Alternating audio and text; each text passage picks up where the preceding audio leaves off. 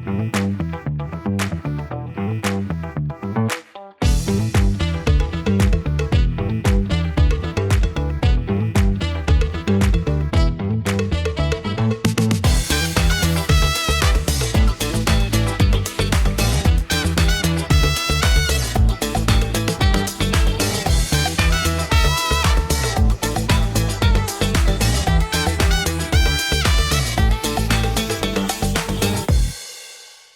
Sobat Bizkom, jumpa lagi bersama kita di Bizkom Podcast, sebuah podcast yang membahas tentang bisnis, entrepreneurship, leadership, dan juga komunikasi bisnis. Yang hari ini kita akan kedatangan tamu yang selalu kita upayakan bintang tamunya istimewa, karena kita juga akan sharing mengenai banyak hal yang istimewa. Bersama saya Katrini Natisarasia dari Fakultas of Business di LSPR, dan saya didampingin dengan Vicky Rahman, redaktur majalah SWA, bagian dari SWA Media Group. Kali ini kita kedatangan tamu dan pengusaha muda, tampan dan sukses. Nah, Mbak Catherine, siapa dia Mbak Catherine? Nah, oke, tanpa berpanjang-panjang, please welcome. Ini ya manggilnya. Apa aja boleh. Oke, Joshua Wijaya bersama kita dari Maximal Footwear. So, welcome. Selamat datang Joshua. Halo, can I call you Joe? Ya, Joe aja. So, Joe, kita ada di sini di podcast, kita sebutnya Bizkom Podcast. Yeah. Podcast ini untuk siapa saja yang punya minat ke entrepreneurship, bisnis, dan apapun. Jadi kita memang hari ini minta waktunya banget untuk bisa berbincang-bincang tentang apa sih sebenarnya satu yang menginspirasi, kemudian gimana perjalanannya. Nah, mungkin yang paling pertama biasanya kita tanya ya Mas Vicky. Iya, begitu. Apa nih latar belakangnya? Pertama kali keidean untuk saya mau membuat suatu produk footwear yang sekarang namanya Maximal ya? Ya, Maximal Maximal. Footwear. Apa nih latar belakangnya? Bisa di-share ke kami? Boleh.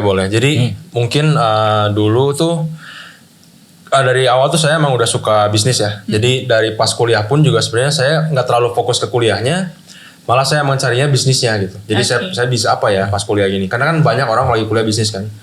Jadi dari dulu juga ada sempet bisnis kecil, bikin makanan dan lain-lain lah. Dan akhirnya tuh di semester 3 saya kuliah, saya diundang atau diajak sama teman saya kebetulan. Waktu zaman saya SMA itu untuk bisa bikin kayak home industry gitulah, bisnis kayak untuk bikin alas kaki di situ tuh. Nah di situ saya belajar banyak sih tentang konsepnya gimana, tentang pengambilan ide gimana, dan sistemasi bisnisnya berjalan tuh kayak gimana. Saya belajar banyak di sana. Tapi itu nggak bertahan lama ya, mungkin cuma 1 tahun atau 1 tahun setengah lah, paling 2 tahun lah. Udah gitu saya keluar di semester 7 gitu aja kalau nggak salah pas mau skripsi. Nah, udah keluar, saya coba bikin sendiri. Karena kan ilmu saya ada di sana, saya coba bikin sendiri. Tapi sebelum saya bikin sendiri, ternyata udah ada orang lagi yang ngajak, itu dari orang Tangerang kebetulan. Untuk bisa bikin lagi juga pabrik barang. Nah, dari sana lah, maksudnya saya baru lebih ngerti secara sistem luasnya tuh bisnis alas kaki itu gimana gitu. Karena baru ngelihat kan pabrik besar tuh begini dan cara jalannya begini, dan saya waktu itu di sana gitu. Menarik tentang kata-kata bikin lagi. Bikin dalam bisnis itu bukan kayak bikin yang bikin. Betul. Itu kan perlu endurance, perlu juga energi, waktu gitu. Sepanjang perjalanan tadi bikin challenge sampai dengan ada di titik sekarang, apa yang paling besar? Banyak banget ya. Jadi emang kan saya sendiri pas kerja di pabrik itu baru kepikir kayak pengen bisa punya brand sendiri tuh baru pas pertengahan lah. Jadi saya mikir saya juga pengen lah punya misalnya bisa berkarya gitu di Indonesia ini maksudnya. Terus saya pikir-pikir apa ya. Tapi saya pengen yang beda, karena kan di pabrik kan banyak yang kerjain sepatu kan. Nah saya pengen coba bikin yang beda tuh apa ya? Sendal mungkin ya. Karena kan kebanyakan brand-brand lokal pun menganggap sendal itu cuma sebagai side product. Iya benar. Nggak pernah jadi main produk tuh jarang banget. Nah saya mau coba R&D dari sendal ini, tapi yang unik tuh gimana? Nah jadi akhirnya ya disitulah tercipta baru saya coba. Karena saya tuh kerja tuh nggak pengen setengah-setengah, makanya saya selalu jadi nama maksimal gitu. Jadi nama brand saya sendiri juga maksimal gitu. Karena nggak mau setengah-setengah tuh Mas Vicky. Namanya maksimal. Dari sana sih. By the way tahun berapa mulai ya? Tahun 2011 ya. Masih kuliah tuh ya? Masih kuliah. Di Kuliah. kampusnya? Di Unpar. Unpar ya, Pariangan. Iya. Waktu 2009 sambil kuliah itu gimana tuh bikinnya? Apa sneaker dulu? Kan di era itu sneaker ya yang lagi ngetren yang Iya. hits ya. Nah, Atau awalnya langsung tuh sendal gitu. Nah, awalnya tuh sneaker dulu. Jadi emang sebenarnya saya tuh punya pikiran buat bikin sendal, tapi untuk mendobrak pasar untuk masuk dulu tuh saya mikir udahlah sneakers dulu, nanti saya bikin udah gitu baru saya fokus ke sendal. Oke. Nah, pas saya bikin sneakers, pokoknya saya tuh di sana belum ngerti tentang konsep brand lah. Saya cuma pengen punya nama, barang saya tuh namanya Maksimal gitu. Nah, itu doang. Jadi saya belum ngerti konsep brand. Jadi saya bikin sneakers itu saya bikin tuh berapa ya? 1.500 atau 2.000 pasang. Itu tuh pokoknya ngeluarin duit saya pribadi tuh gede banget lah. Hampir ratusan juta. Dan di situ benar-benar nggak ada yang laku selama 1 tahun lebih lah. Itu nggak ada yang laku. Terus how did you feel itu nyoba kemudian nggak ada yang laku? Ya, Apa perasaannya? Putus asa kah? Menyesalkah? lebih ke putus asa sama ya putus asa pasti ada lah ya. Itu nggak mungkin lah 1 tahun setengah nggak putus asa. Lebih ke pusing sih. Pusing ini kan duitnya modalnya udah kebanyak pakai ke sana kan. Wah ini gimana ya cara ininya. Terus akhirnya saya ada mikir udahlah ini biarin aja stoknya. Saya pakai duit yang bersisa saya punya dari tabungan. Saya coba udah aja R&D dari sendalnya. Jadi langsung saya keluarin sendalnya. Nah di situ saya coba bikin berapa ya kalau nggak salah. 3 ya kalau nggak salah ya. 3 model. Di situ langsung booming. Bukan booming sih ya, maksudnya lakunya langsung banyak lah. Kenapa tuh? Nah itu dia mungkin, jadi sebelum saya bikin sendal tuh, saya tuh pengen belajar tentang konsep brand. Waktu itu saya ngobrol-ngobrol sama, lupa saya, siapa ya waktu itu. Pokoknya dia tuh punya brand di Bandung, Brodo. Brodo. Ya, saya kenal. Yuki. Ya, jadi saya ngobrol-ngobrol sama dia lebih ke bukan owner sih Pak. Dia lebih ke ngatur secara digitalisasinya aja sih. Oke. Saya ngobrol sama dia, jadi saya belajar banyak sama dia. Oh ternyata gitu. Akhirnya saya coba terapin. Jadi sebelum saya launching tuh sama saya disusun plannya benar-benar, dan akhirnya pas launching tuh ya lebih works lah jauh. Oke. Dari sisi dua-duanya sama-sama alas kaki, ya nggak sih? Apa kemudian yang membedakan kenapa waktu sneakers nggak jalan, sementara yang sesimpel sendal malah jalan?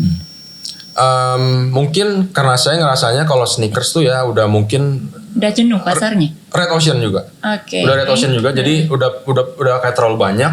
Dan apa ya, mungkin secara dari awal kan saya konsep untuk keluarin sneakers kan nggak jelas ya. Jadi nggak ada konsep brandnya yang bagus atau jadi orang juga nggak menjual lah. Karena kan mungkin kalau sekarang juga orang beli something kayak kita beli Nike lah let's say. Pasti kan bukan soal nyari soal cuman tagnya doang, bukan soal kenyamanan, tapi kan emang soal gengsinya juga kita beli. Gitu. Nah itulah mungkin yang saya nggak punya waktu itu. Gitu sih mungkin. Jadi kurang matang lah. Oke. Maksimal. Oke. Bawa nggak contoh produknya? Bawa. Boleh. Kebetulan. Boleh kita lihat. Oke. Ini ada satu yang kita sebenarnya belum launching ya. Oke. Ini sebenarnya tuh dari dulu kita mau ngeluarin ini. Cuman jadi ini tuh kan sistemnya nggak yang nyambung sama nggak disambung-sambung lah. Langsung jadi semua kan jadi satu sendal. Nah ini tuh sebenarnya kita udah mau bikin dari 1 tahun 2 tahun lalu lah, bahkan sebelum yang lain pada bikin. Tapi karena ya balik lagi karena apa ya namanya modal lah. Karena kan pasar kan dari semenjak COVID ke sekarang kan belum ada sama sekali perbaikan ya, bisa dibilang. Apalagi sekarang juga masih drop kan bisa dibilang. Jadi kita masih nge-hold gitu. Project itu masih di hold. Tapi akhirnya ya udahlah gue utusin juga dari kita. Udahlah kita cobain aja deh. Dan akhirnya kita coba bikin ini. Tapi karena udah terlalu banyak yang bikin begini juga sekarang, jadi kita bikin packagingnya yang unik. Jadi mungkin lebih kayak mainan ya. Iya. Biar kayak collectible gitulah. Gitu. Apa keunggulannya tuh Jo? Apa namanya, terus apa inovasinya yang akan di launchingin ya ini ya? Akan di launching ya. Bisa diceritain nggak sih apa sih perbedaannya unik? Kalau bedanya sih, jadi kalau misalnya mungkin kalian tahu itu kalau misalnya di pabrik biasa, itu tuh pada pakai pylon tuh namanya kan biasa pakai pylon ya. Kalau misalnya sendal-sendal kayak gini, itu pakai pylonnya IP. Jadi IP itu nama materialnya. Tapi kalau misalnya yang kita pakai itu IU. Yang jadi, bikin beda IP dan IU apa? Itu emang raw material udah beda sih. Ya, udah apa beda. waktu dipakai udah kerasa beda? Yang satu lebih enteng atau lebih awet atau apa? Jadi biasa kalau misalnya kita di pabrik, itu kita ada tes. Ada namanya density test, ada namanya ya pokoknya buat ngelangkah berapa puluh ribu langkah itu baru bakal sobek dan lain-lain, itu semua kita tes. Jadi kalau misalnya IP itu biasa 30 ribu langkah tuh udah sobek. Jadi udah kebaca. Jadi kalau misalnya IU ini tuh bisa sampai 100 ribu lebih. Lebih lama ya. Kira-kira kalau dalam tahun berapa ya? Mungkin bisa lebih ke 5 tahun lah, 5 tahun lah mungkin. Ini nggak sih Jo? Orang Indonesia ternyata lebih senang pakai sendal. Itu ngaruh nggak? Ngaruh sih. Atau minimal dia pasti butuh sendal di rumah ada, atau pergi-pergi yang nggak terlalu ke tempat mana orang-orang kita masih prefer pakai sendal atau gimana? Mungkin emang sih kalau misalnya lihat dari customer behavior Indonesia ya, emang maksudnya kan orangnya sangat konsumtif. Iya. Itu pertama yang sebenarnya emang bagus juga buat kita. Tapi dan emang Dari sisi pebisnis emang. ya jadi emang Jajan terus ya Jo. Iya betul. Jadi kan mereka jadi kolektor juga ya. Iya, iya. Dan makanya yang selain cuman cuman soal ketahanan, model, desain, kita juga kan tetap harus ngejual kan nama brandnya. Iya. Nah itulah maksudnya yang kita lebih tekenin lah untuk sekarang tuh. So punya berapa banyak model sampai sekarang? Oh sekarang udah mungkin ada di 220, 230 lupa. Terus kemudian dalam setiap bulan berapa produksinya?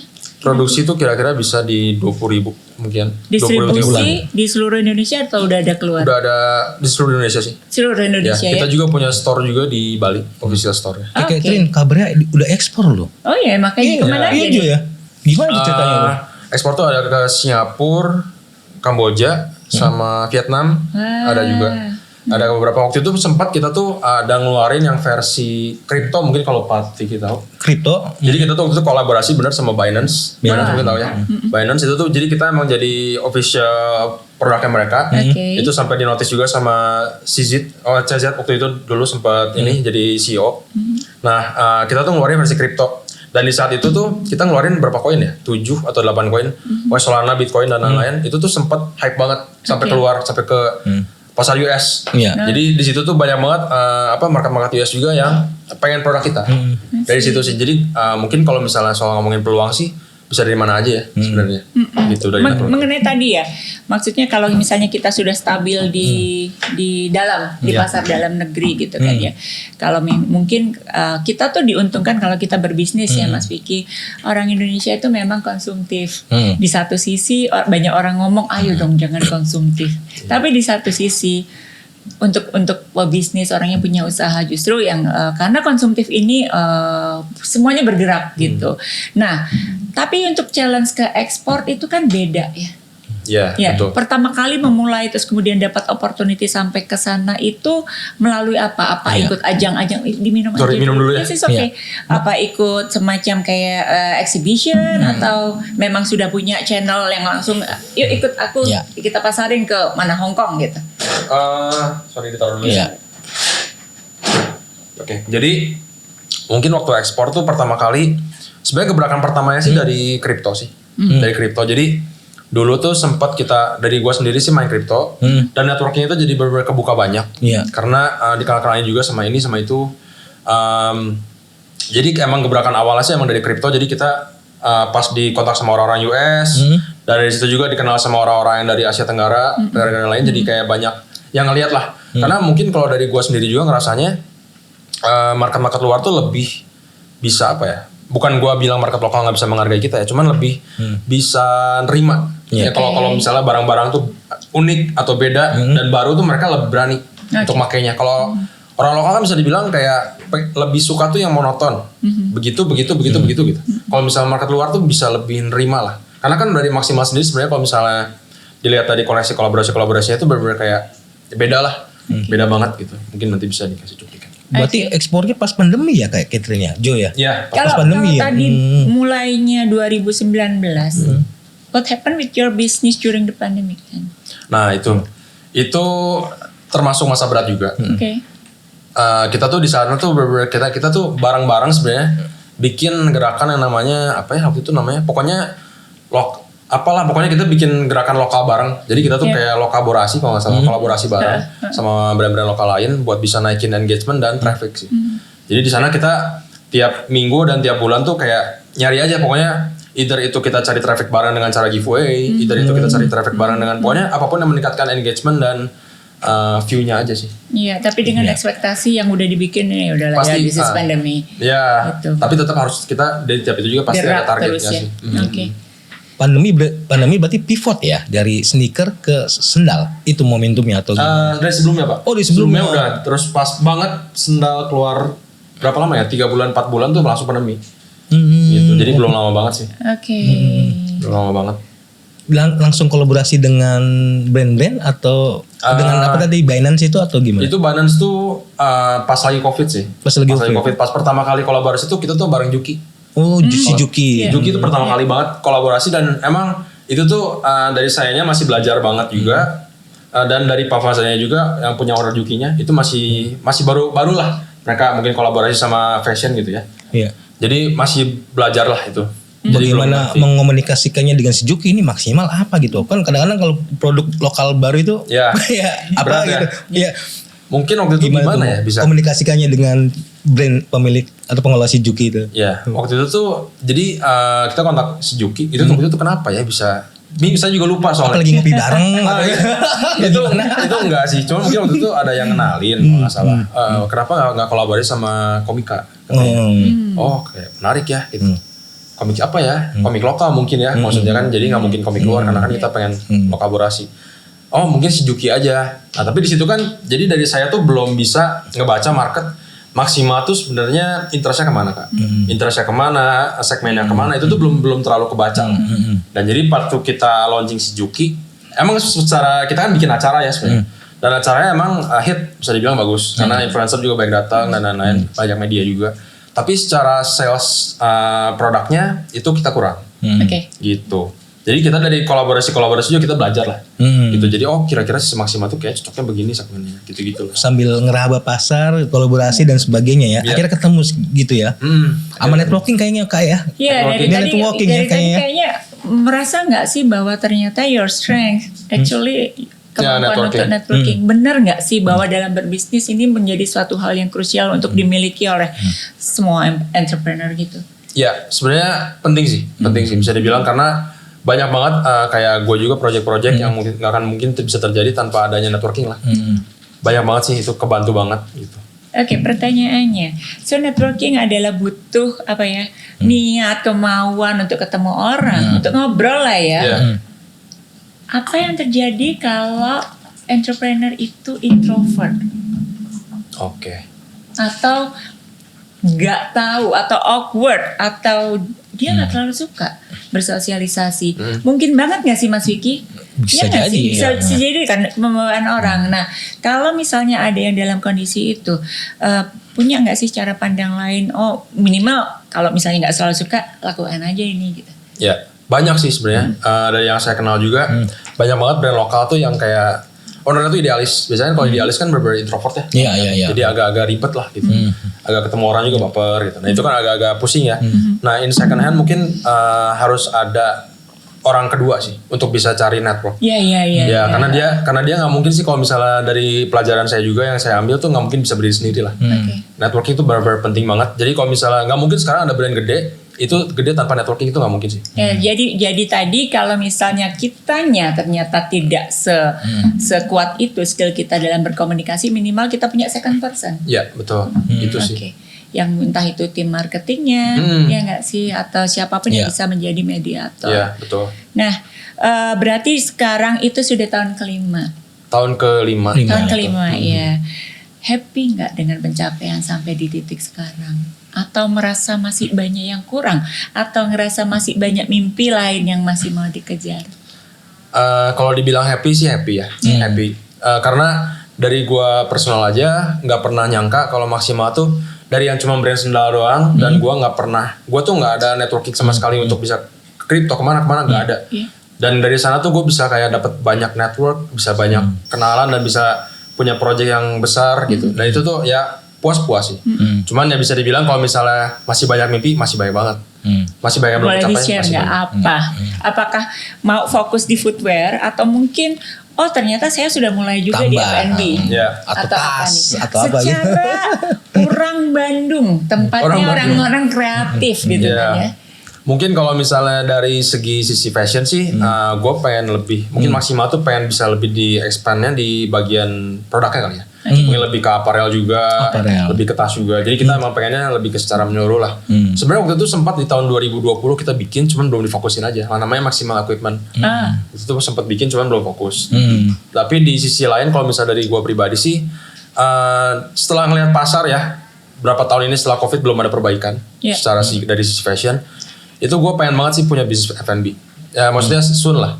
Lah udah lagi, maksudnya kita lagi working on progress juga. Iya, iya. Karena kan bagaimana juga fashion tuh tersier ya. Ya. Kebutuhan tersier dan kalau misalnya bisa dibilang, coba kita tanya Pak Vicky deh. Pak Vicky beli sendal berapa lama sekali? Ya Bisa 6 bulan sekali ya kan. Nah, Sampai itu dia. sejualnya. Itu dia kalau misalnya dari kita terlalu fokusnya ke sana cuma satu selang doang agak susah.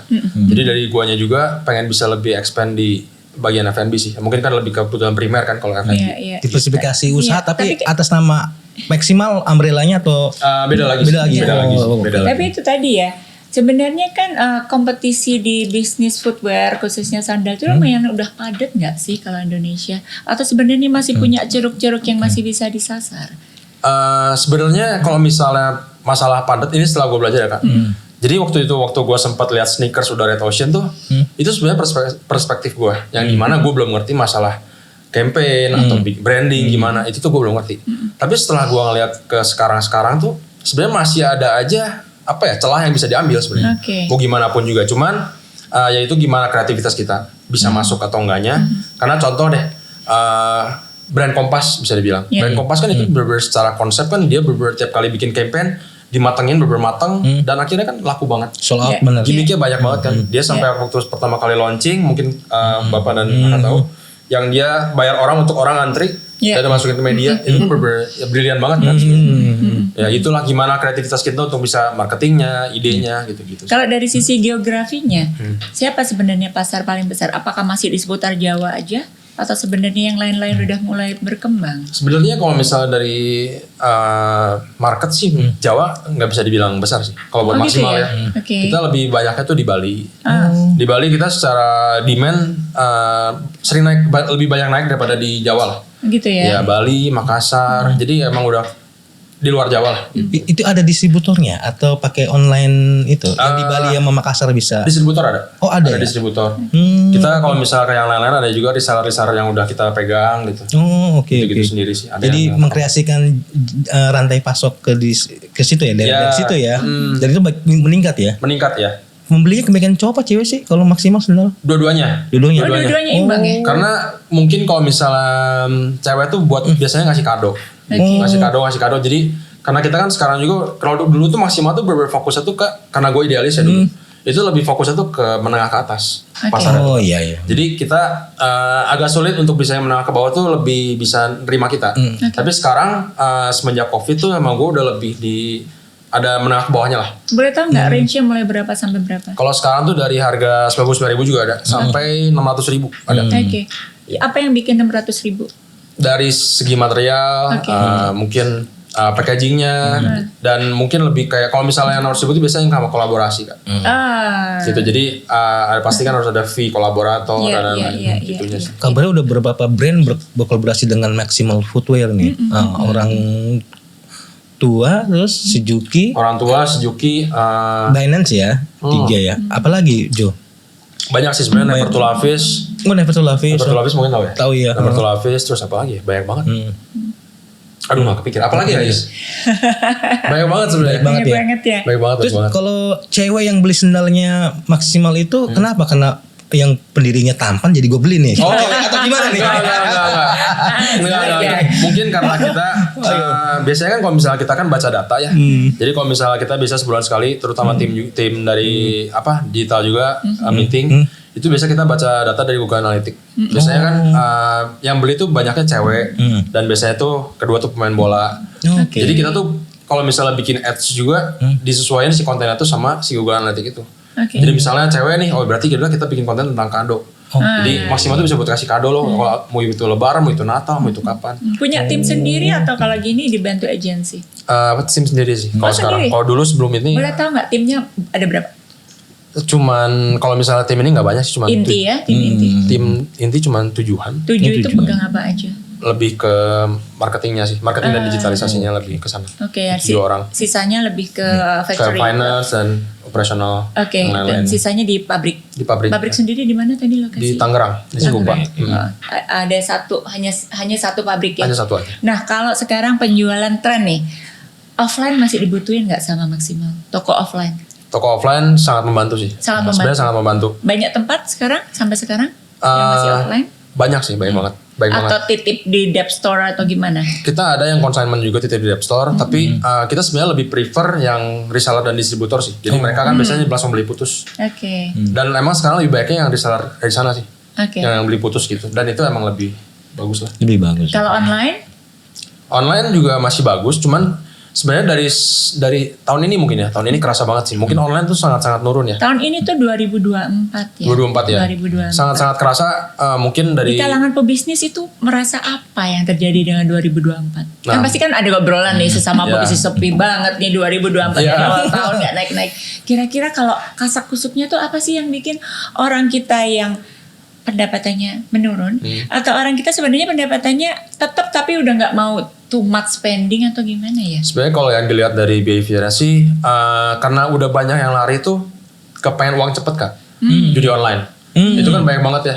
Itu yang bisa nyebabin orang banyak juga ya banyak juga apa ya brand owner yang nggak perhitungin itu. Banyak ada juga yang main judi online. Oke. Ada juga yang main kripto. Sekarang kan banyak banget juga influencer yang keuangan katanya Iya. yang kripto yang sangat-sangat jual kelas 17 juta dan lain-lain gitu kan banyak juga.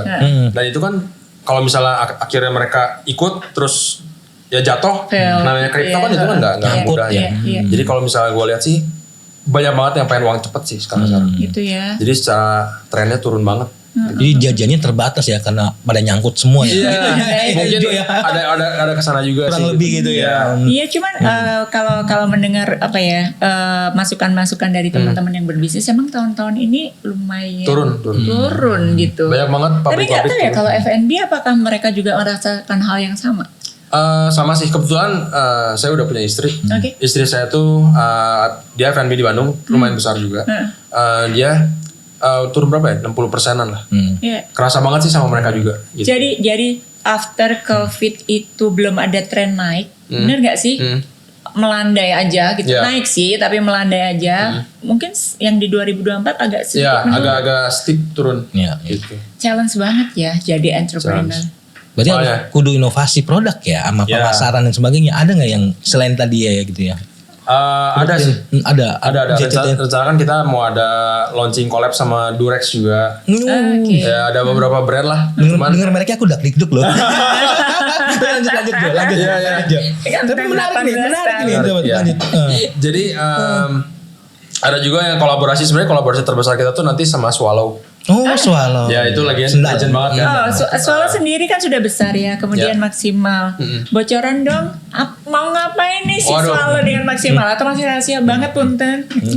Sebenarnya yang pasti bikin produk yang berbeda di luar nalar lah bisa dibilang. Itu ya. Iya. Padahal Swallow itu ya kita tahu Swallow ya seperti itu. Iya, Kan? tapi ini udah pasti nanti kita bikin secara construction-nya beda semua lah. Oh, beda Oke. semua. Gitu. Termasuk sama Durek juga beda juga nih. Durek beda juga. Beda juga. Beda juga. Mas Vicky penasaran dong, lebih penasaran kayak yang ini. Bikin dakdikduk nih apa nih? Tapi ini tahun ini dua-duanya. Tahun ini. ya. Ya, semoga tahun ini sih nggak mundur lagi. Berarti selain co-brand collab gitu berarti inovasinya juga ada ya. Inovasi pasti ada sih. Bagi konsumen tuh inovasinya yang diinginkan apa sih? Maksudnya selain nyaman dan apa gitu. Mungkin kalau lebih- maksimal ngeresponnya gimana gitu. Ya, kita tuh emang yang paling berat dari kita sebagai brand owner atau ini juga nyari trennya sih, trendsetternya. Jadi secara inovasi atau model gimana sih yang bisa jadi trendsetter dan dari trendsetter itu jadi lifestyle tuh gimana caranya? Itu kan yang agak berat. Nah jadi kayak jujur yang mungkin gue lebih bisa pegang sebagai nanti jadi trendsetter tuh yang mungkin kolaborasi sama Swallow ini. Karena itu kayak menjawab masalah atau jadi solusi untuk setiap orang lah. Oh, bikin penasaran kepo Ya, ya. nantilah nanti Tim kita. Ready ada berarti ada ya? Bulan Tim apa Ready nih? ya? Bulan apa Di nih? bulan mungkin Desember atau November. Desember ya. Akhir tahun ini tapi Kemungkinan. masih di tahun ini ya. Iya. Oke. Ini menarik karena ada tim R&D-nya katanya. Ya benar Joy. Iya, betul. Yang apa salah satunya rencana peluncuran ini ya. Ya, Itu berapa orang tim R&D-nya? Emang dikreasikan oleh Jo atau alamiah dibikin sendiri tim R&D? itu kita tim in-house sih. In-house ya? Oh. Jadi nggak banyak sih, ini cuma 5 orangan. Lebih kepada ide produk atau Lebih ke ide produk semuanya? dan mungkin lebih kayak yang ngatur ke soal kayak nanti density-nya gimana dan ngurusan kayak nanti dia ngetes ke pabrik gimana itu nanti tim ini sih. Tim R&D 5 orang itu ya. Bestie semua kayaknya ya. Iya. Kalau orang memakai sendal itu mengutamakan kecakapannya atau nyaman dulu. Kalau yang dari kita Atau lihat kalau sih, dari Joshua ya mikir harus dua-duanya nih. Iya, iya. ya kalau dua-duanya sih udah pasti. Cuman kalau misalnya mungkin lebih ke nyaman sih. Nyaman. Nyaman tuh udah pasti nomor satu lah. Kalau orang Indonesia pasti pas pakai, oh enak, oke, pasti gitu Iya. kan. Cuman kalau misalnya udah walaupun bagus tapi dipakai yang enak juga pasti ya Iya, udah jadi iya. pajangan. Benar, doang. benar, Nah benar. itulah. Jadi kalau misalnya gue baca sih begitu. Dan tiap kali kita R&D something itu udah pasti harus benar-benar matang supaya ke market gitu. Trial, kemudian enggak deh kurang ini, kurang itu. Ya, karena kan kita once kita ngejalanin R&D oke, production, pas production itu udah harus mass production kan. Iya. Nggak bisa Iya. sedikit karena mesinnya juga nggak bisa yang produce sedikit. Gitu Gitu. ya. Jadi itu resikonya gede banget kalau sampai nggak jalan. Oke. Bicara tentang latar belakang pendidikan nih, lulus dari Unpar.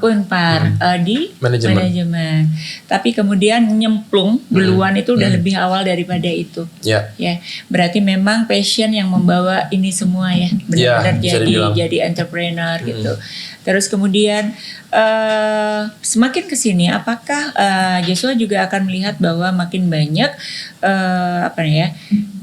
anak-anak muda yang kecenderungannya dia akan punya bisnis sendiri, atau ternyata di tongkrongan gua nggak gitu amat misalnya gitu. Masih banyak yang udah save aja jadi pegawai atau gimana sih?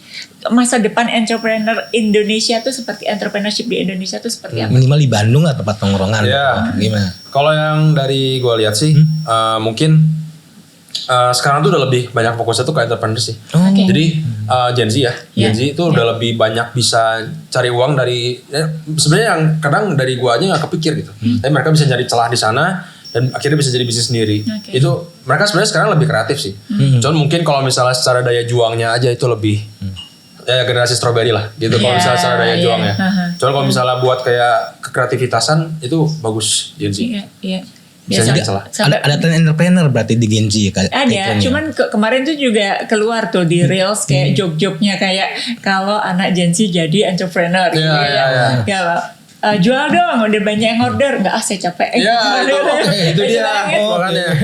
Kayak nggak mau pressure banget gitu. Iya. Tapi itu challenge sih, maksudnya banyak orang tidak meragukan bahwa mereka sangat kreatif, tapi hal-hal yang lebih di sini tuh ya, dong. itu masih memang ya itu PR banyak orang lah. Iya, Nah, betul. kalau dari ketangguhannya Joe nih harus jadi acuan bagi Gen Z ya. Nah, Kalau itu tadi. Bapak yang deadstock sepatu itu 800 pasang, apa berapa? 1.500.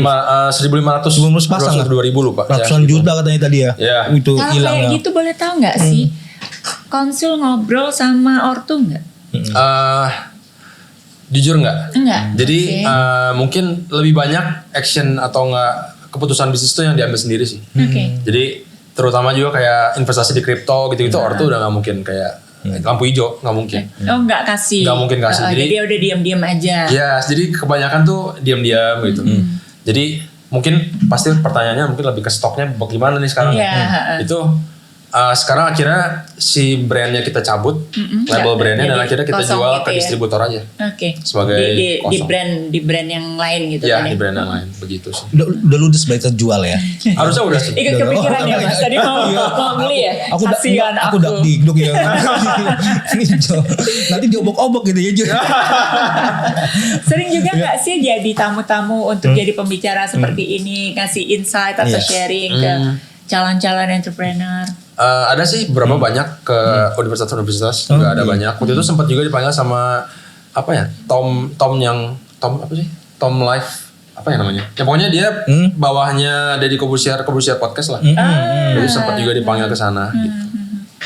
Ya luar biasa ya. Iya. Itu tadi sih maksudnya pertama kali tahu Bandung kayak ya udahlah anak Bandung dari zaman kapan Iya. emang pengaruh banget nggak sih atmosfer anak-anak Bandung ini ke kreativitas sebenarnya? Asli Bandung nggak? Asli Bandung. Asli Kerasa Bandung. nggak sih dari zaman SMA emang cara berpikirnya udah beda atau memang tempatnya yang nyaman banget jadi bikin kayak Iya. ide-ide tuh meletaknya gampang gitu. Sebenarnya jujur nggak percaya ya, nggak tahu kenapa mungkin jadi kayak nggak ada unsur demografi kayak karena saya di Bandung jadi saya lebih kreatif enggak sih, karena mungkin tongkrongan atau dulu teman sebaya juga kayak nggak ada yang kayak oh ini bikin gini menarik gini enggak sih, nggak ada, mungkin Iya. lebih nggak ada sih, jadi mungkin lebih kayak ke apa ya Passion. kepengen sendiri sih, passion sendiri, jadi harus ada kemauan dari diri sendiri. Kalau itu sih gue saya ya mungkin saya. Sorry, nggak apa-apa, santai aja.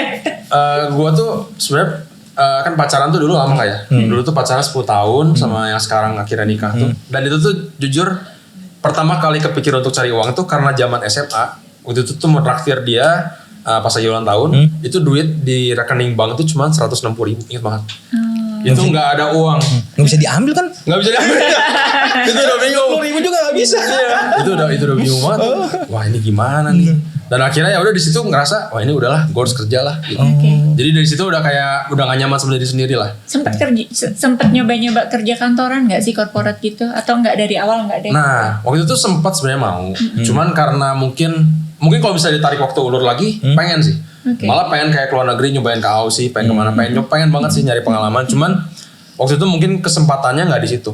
Jadi langsung diajak itu dan kepengen sendiri langsung entrepreneur gitu-gitulah. Kebetulan udah punya modal. Tadi menarik nih 10 tahun jalan bareng. Terus dua-duanya kebetulan bersamaan di entrepreneur. Benar nggak? Atau istri sekarang masih punya kerja yang bukan entrepreneur, hanya sambilan atau apa? Sebenarnya istri sekarang lebih kayak ngurusin yang orang tuanya sih. Gitu. Jadi kalau dia lebih kayak ngurusin yang punya kan dia punya Batagor Burangrang di Bandung. Nah, dia tuh ngurusin itu sih. Gitu kalau istri fokusnya ke sana. Jadi dia emang bukan jiwa entrepreneur sih, beda. Iya. Jojo yang jual entrepreneur ya. Bisa dibilang. Walaupun nggak ke Australia tapi produknya udah ke US. Jauh lagi kan. Iya kan. Nanti apa perkembangan berikutnya? Inovasi mau bermitra dengan Persib lah atau klub bola lain atau dengan PSSI ya. Tadi kan bilang pemain bola ya. Iya, pengen sih sebenarnya pengen bisa kita juga pengen bikin versi maksimal sport.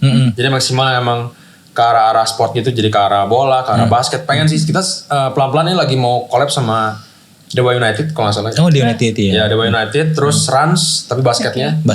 Ya, jadi lagi banyak sih, kita juga lagi nyusun rencana untuk ke sana pelan-pelan tapi. Gitu. Oh, berarti lagi tahap hangout dan ngobrol ya? Iya. Networking Kak. Pengen ikut ya? Iya. Pengen diajak ya? Enggak. Aku mantau aja dari luar. Mendoakan ya? Mendoakan gitu. Jadi maksimal makin optimal ya di masa mendatang ya gitu ya ceritanya. Ya, semoga sih pengennya begitu. Berarti ini lagi fase ekspansi ya dan pengembangan inovasi ya. Fase 5 tahun berikutnya kan berarti ini udah 5 tahun ya. 2029 5 tahun berikutnya emang dikreasikan seperti itu apa gimana Jo? Ya, jadi pengen lebih kayak ekspansinya lebih kayak ke banyak sektor sih. Lebih kayak ke sektor sport, sektornya. Ada yang kan kita maksimal tuh lebih kayak gayanya tuh kan lebih ke urban ya. Jadi ada yang maksimal versi yang klasiknya gimana gitu, yang lebih simpel-simpel kayak Uniqlo gitu. Jadi kita emang lagi bikin-bikin lah. Tapi di sisi lain juga gue lagi pengen coba cari juga mungkin dari sisi F&B. F&B yang jadi otaknya lagi kepecah belah mana-mana sih sebenarnya. Nggak apa-apa, emang itu dinamika. Boleh tahu nggak sih usia sekarang berapa umur? Usia di 27 ya. 27. Kemudian lingkungan tadi yang ada tim bertujuh sekian itu kira-kira seumuran nggak? Ada yang seumuran, ada yang di bawah sih. Tapi nggak ada yang lebih tua. Yang lebih tua ada juga. Lebih tuanya biasanya di 40. Jadi udah ada pengalaman lah. Itu biasanya tim R&D yang udah biasa. Mentor bisnis apa Jo? Nah, mentor bisnisnya itu pertanyaan. Ini pengen jadi pertanyaan gong banget, penasaran gitu. Masa sih nggak ada mentornya? Dari SMA jualan, jualan fotokopi, jualan jawaban ujian kayaknya. Enggak ya gitu. Gimana ceritanya mentor ya gitu? Mentor sebenarnya mungkin apa ya? Papa sih. Papa tuh ngedidik keras banget. Disiplin lah. Disiplin banget. Jadi emang gue sendiri kan 2 bersaudara. Jadi yang satu cewek. Jadi gue kerasa banget kayak diskriminasi lah. Tapi ya di sisi lain gue ngeliatnya kalau gue nggak digituin mungkin gue akan jadi begini sekarang. Gitu. Jadi ada bagusnya juga. Jadi mungkin kalau misalnya mentor di luar uang ya, Pak ya. Di luar urusan uang itu kayak misalnya keputusan bisnis kebanyakan ke papa sih nanya-nanya. Gitu. Tanya bijaknya gimana. Papa juga punya background bisnis juga. Papa juga punya background bisnis. Sebagai mentor kan tadi agak menarik juga ya menguras tabungan untuk modal ya. Jadi papa ngajarin juga nggak untuk mengolah keuangan seperti nih gua kasih jajan nih, tapi lu jangan semuanya dijajanin ya gitu ya. Atau gimana? Nah itu enggak sih. Jujur enggak. Jadi papa cuma ngasih jajan segini. Ya udah lu atur aja mau gimana. Gitu. Jadi nggak pernah kayak ngajarin nanti ditabung buat ini ya, ditabung buat itu ya, enggak sih. Cuman papa tuh waktu zaman SMA emang ngajarin soal saham.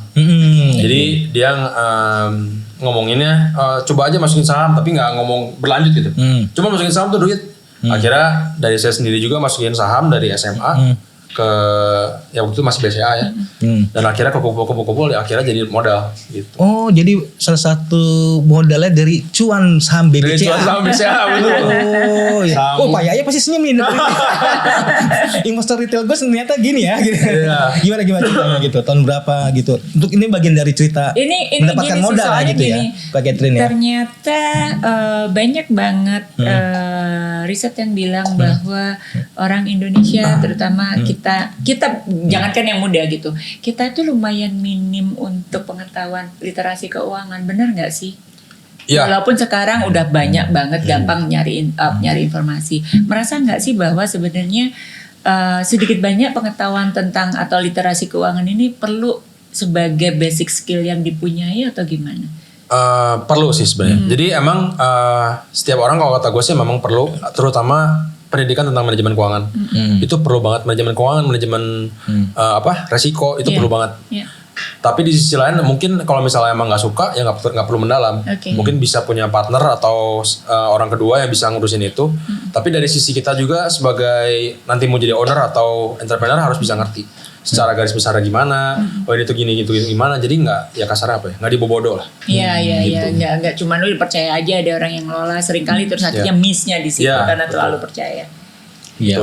Nah, karena ini Sobat Biskom ini lebih banyak anak-anak muda ya, gitu, mahasiswa lah, anak-anak yang mau mencoba untuk menjadi entrepreneur, baru memulai, ada nggak tips atau advice untuk ini nih kalau mau nyemplung menjadi entrepreneur atau business owner, harus gimana sih? Apa yang kalian harus punya dulu? Bolehkah kamera mau kemana? Ya. Boleh. Oke, mungkin yang pertama sih harus punya daya juang ya. Karena udah makin kesini, kalau yang saya lihat secara mau bikin bisnis tuh nggak gampang. Karena secara banyak market yang udah red ocean, dan kedua sih mungkin bisa dibilang mulai aja dulu lah. Gitu, jadi jangan ngomong, gue harus belajar ini dulu, gue harus belajar itu dulu. Ya sambil jalan sambil belajar aja. Nanti juga bisa lari sendiri. Gitu sih, gue ngerasanya mungkin gitu ya. Karena banyak banget yang jadi bahan pertimbangan. Gini gitu malah takut banyak gagal. Iya, jadi nggak berani gitu secara mentalnya. Malah kalau kata gue ya cobain dulu aja gitu, nggak ada yang salah dari gagal tuh, nggak ada yang salah juga. Jadi itu jadi pelajaran juga buat kita nanti naik tingkat gitu sih mungkin. Kayak Catherine umur 27 tahun aja udah ekspor produk ya. Saya 27 tahun lagi bengong. Bengong gimana besok ya kayak gitu. Ini udah keren nih Sobat Biskom nih, 27 tahun udah ekspor sendal ke Amerika ya diantaranya ya, sama Singapura ya. Jadi sebenarnya Sobat Biskom nggak ada yang nggak mungkin. Tadi yang pertama adalah tekad, kemudian mulai aja dulu sambil jalan tetap evaluasi. Nah tapi pertanyaan yang sering jadi paling basic adalah kalau kemampuan finansialnya masih nggak segitu, resource finansialnya nggak segitu bagus, minimal harus apa sih? Maksudnya yang paling deket, yang paling realistis untuk ini paling nggak bisa jadi modal. Oke. Sebenarnya simpel sih ya. Dari gue sendiri ataupun dari Maksimal sendiri juga, kayak nggak mungkin bisa sebesar ini tanpa yang namanya investasi. Jadi uang perusahaan pun atau uang pribadi gue pun pasti gue masukin ke investasi. Either itu saham, either itu apapun yang kalian merasa pede, kalian bisa jalin di situ dan bisa analisa, ya boleh gitu. Jadi kalau misalnya kalian punya mini modal yang pengen mimpinya gimana, gue pun sama dulu juga gue nggak bisa langsung modalnya nggak bisa langsung bikin home industry yang jadi kayak gini gitu. Tapi kan gue juga belajar pelan-pelan dari bisnis kecil dulu, let's say makanan. Atau apapun ya, jangan malu lah untuk bisa apapun yang kecil juga, karena ya itu dari tempat kalian belajar dan cari pengalaman gitu sih. Emang pendapatan pertama dari jualan apa? Ini menarik nih milestone nih. Dulu jualan makanan kalau nggak salah di SMA atau kuliah? Di SMA ya. SMA ya. SMA dulu jualan makanan, lupa waktu itu bikin apa ya. Pokoknya berdua sama pacar. Terus waktu itu jadi bucin ya. Terus lucu banget soalnya ceritanya. Bikin. Ya kita coba masa-masa sendiri, R&D sendiri. Ya lumayan lah cuan-cuannya, mungkin sebulan ada di 2 juta, 3 juta, 4 juta lah. Ya oke lah. Ya buat kita mikir-mikir kan, buat dating, buat apa gitu kan, buat nabung. Nggak lagi merana tadi tabungannya tinggal berapa tuh pengen ngaji. SMA itu dapat 2 juta ya? Iya. Ya dikit-dikit lah. Tapi jujur ya, kan kamu masih 27 nih. Terus kamu hidupnya udah serius nih. serius banget. Udah punya pabrik, harus bertanggung jawab sama pegawai, ya kan, memastikan bahwa kesejahteraan pegawainya terjaga, bayar gaji nggak telat dan lain-lain. Kamu tetap main nggak? Oh main pasti sih. Masih banget. Pasti. Hobi masih jalan. Tapi bisa dibilang dari gue sendiri memang bukan tipikal orang yang suka main Kak. Jadi kayak contoh. Kalau waktu luang ngapain? Waktu luang main game. Main PS sih bisa dibilang. Jadi kalau misalnya gue dari dulu zaman SMA juga bukan orang yang tipikal suka keluar ke mall terus makan apa atau nggak minum itu nggak juga sih. Jadi tipikalnya tuh suka di rumah sekarang tuh. Jadi walaupun main tuh gue bukan main dalam tanda kutip harus keluar. Tapi lebih refreshing aja. Me time aja. Me time. Me time-nya PS4. PS5. PS5. Oh, PS5. Ya kan dong mas, Udah lewat. Bagus PS5. Mencerminkan entrepreneur sukses PS5. Oke, itu me time-nya ya. Me time-nya gitu sih. Jadi kayak udah nggak nyari-nyari waktu di luar bareng temen, nggak sih. Jadi tapi kalau misalnya ada yang kayak misalnya network kerja datang ke Bandung atau ada pengen ngobrol apa ya pasti ketemu. Gitu sih. Bagi-bagi cerita. Iya, karena berarti nggak pelit ilmu ya, sharing knowledge terus ya? Enggak kok, enggak ya? Enggak. Kenapa? Karena pengalaman proses seperti ini atau gimana? Karena ya jalan orang kan beda-beda ya. Iya. Ya maksudnya dengan kita ngasih cara kita juga, maksudnya ya udah gitu. Maksudnya apa ya? Maksudnya gimana ya? Nggak ada yang rugi lah gitu. Nggak ada yang rugi lah maksudnya gitu. Kenapa harus pelit-pelit ilmu gitu maksudnya? Iya, gitu sih. Iya. Silakan ke Catherine. Menarik nih ya. Iya, maksudnya banyak banget insight-nya bahwa mungkin Joshua ini yang paling muda di antara tamu kita kali ya. Iya, paling muda. Dari sisi umur gitu. Satu menjadi inspirasi buat semuanya bahwa umur nggak jadi masalah gitu kan ya. Cuman mungkin tadi kalau kami boleh melihat benang merahnya adalah ada sesuatu yang beda adalah fokus, benar nggak sih? Betul, Bahwa fokus dari ya. muda memang pengennya begini, kemudian berprosesnya itu tetap menuju titik yang memang sudah dipengenin. Itu luar biasa menurut saya gitu. Menurut kami, Mas Vicky juga pasti gitu. Kayak tadi kan 27 kita ngapain ya? Ngapain gitu kan ya. Nah, sekarang rencana yang paling 5 tahun lagi. Kita berandai-andai ya. Bagaimana Joshua melihat Joshua sebagai seorang business owner? Apa yang pengen kamu lakukan? Apa kamu membayangkan diri kamu seperti apa dengan bisnis kamu di 5 tahun mendatang? Yang pasti sih secara brand maksimal mungkin udah expand, udah pengennya gede banget. Udah pengen ada di secara internasional, udah menjangkaunya hampir banyak di luar negeri juga. Secara ke Europe dan lain pengen sih. Jadi pengen lebih ke sana juga. Terus mungkin kalau misalnya ya pokoknya ekspansi maksimal secara menyeluruh. Dan mungkin pengen juga punya bisnis yang lain juga sih nanti. Gitu. Itu sih mungkin ya kalau misalnya 5 tahun ke depan. Tapi kan untuk menjaga keberlanjutan kita belajar dari Bata misalnya ya. Nah, supaya brand maksimal itu tetap relevan dengan konsumen kan 5 tahun lagi akan berbeda ya. Pasti beda. Setahu Gen Z yang tadi bilang ringki-ringki itu punya preferensi produk sendiri ya gitu. Iya, karena jujur aja customer behavior dari COVID, dari zaman kita masih ngebuka maksimal dan merintis, ke sekarang aja udah beda banget. Maksudnya udah beda banget lah. Kita tuh banyak banget harus adapt sama keadaan lah. Karena ya mungkin 5 tahun lagi udah secara tren dan lain-lainnya udah beda banget. Tapi kita juga bisa tetap terus aja adapt. Mau IPO nggak? Pengen sih. Pengen ya. Tapi mungkin nanti lancar. Doain lancar aja. Terus ngatur waktu kan domisili tetap di Bandung ya. Iya. Tapi pabrik di Tangerang. Sering sih. Visit? Sering sih mungkin ya seminggu 2 kali, seminggu 3 kali. Bawa mobil aja gitu cepat. Ya mobil. Atau bus sekarang? Enggak sih, karena pakai bus mungkin nggak ini ya, jauh karena ke Tangerang. stasiunnya jauh ya. Ya jauh banget, jadi percuma sih pakai mobil biasanya. Dalam seminggu atau dalam sebulan udah pasti ada factory visit atau gimana? Pasti ada sih, karena biasanya harus ngecek juga gitu. Terus menjaga hubungan dengan reseller, distributor itu punya forum-forum khusus nggak? Biasanya ada grup sih, biasanya nanti dari admin juga yang ngatur biasanya. Ini udah komunitas reseller sendiri, yang daerah sini digabungin sama yang daerah sini. Jadi misalnya yang Sumatera Utara, Bali gitu misalnya. Oh dibagi regional ya. Dibagi regional. Dan mereka udah CS ya, sama maksimal ya, CS banget ya. Iya bisa jadi.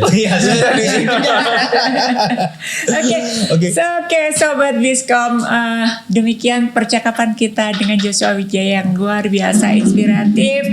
Anak muda 27 tahun tapi bisnisnya sudah luar biasa dengan determinasi dan niat yang luar biasa.